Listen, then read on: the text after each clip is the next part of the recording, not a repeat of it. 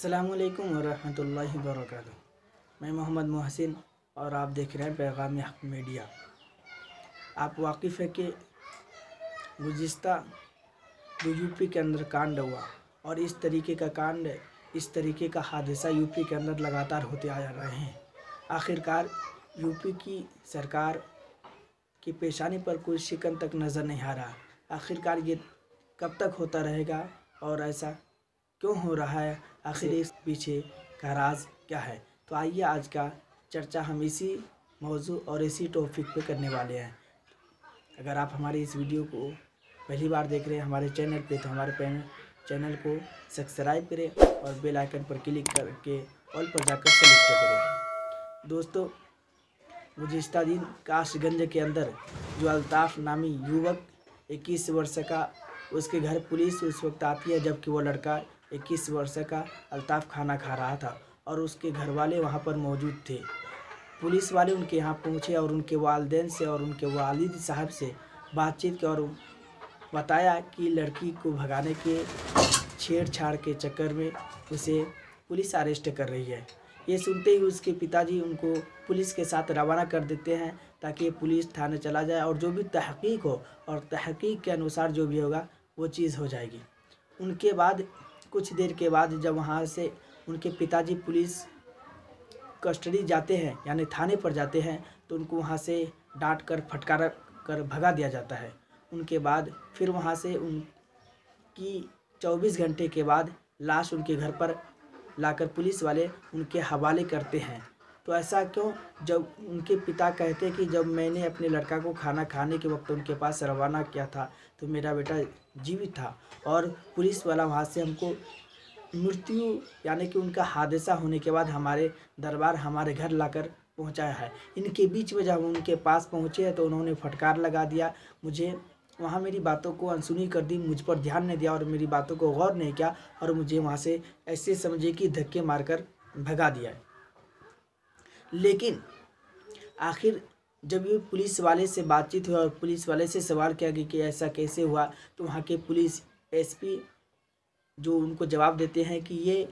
फंसने की वजह से, डिप्रेशन में आने की वजह से, यानी टेंशन में आने की वजह से बाथरूम में अंदर जाकर आत्महत्या कर लिया, यानी कि फांसी ले लिया। और फांसी क्या चीज़ में आप लोग जानते होंगे कि बच्चे वगैरह, या अभी जो फैशन चल गया जैकेट में जो ऊपर से टोपी पहनने वाला आता है और उसमें जो रस्सी होती है उनसे। ज़रा सोचिए, 5 से 6 फीट का लड़का और 1 से 2 फीट की ऊंचाई पर टोटी, वो बाथरूम का नल का, उसमें किस तरीके से वो लड़का फांसी ले सकता है? आखिर किस तरीके से उसमें वो फांसी ले लेगा? अच्छी तरीके से उसका पैर भी जो ऐसा नहीं कि लटक रहा बल्कि ज़मीन पर घिसट रहा है, इस तरीके से दिखाएगा और इस तरीके से बताएगा। तो पता ये चलता है कि उसके पीछे जो हादसा हुआ है उनमें राज है और उनको पुलिस कस्टडी के अंदर ही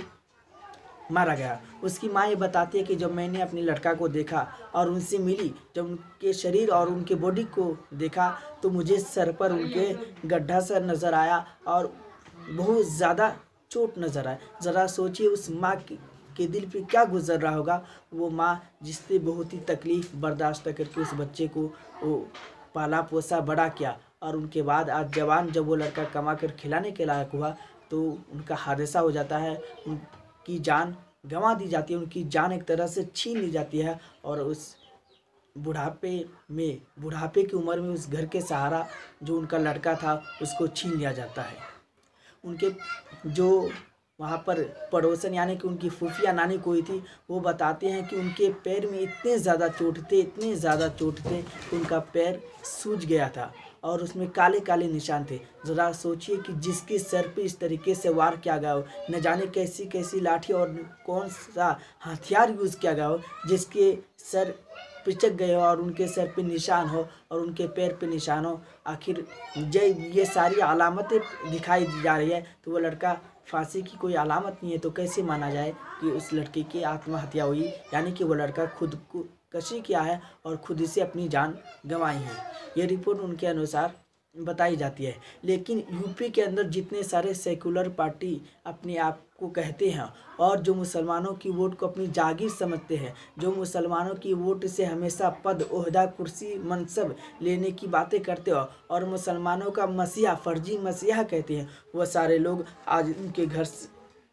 तो जाने की दूर की बात उन तक आवाज़ नहीं उठाए, उनके लिए एक लफ्ज़ नहीं बोले, उनके लिए एक शब्द नहीं बोले कि आखिरकार ऐसा क्यों हुआ, आखिरकार यूपी के अंदर ऐसे ही कब तक मुसलमान लड़कों की जान ली जाएगी। आपको मालूम है कि दिल्ली के अंदर के साथ ये मामला हुआ,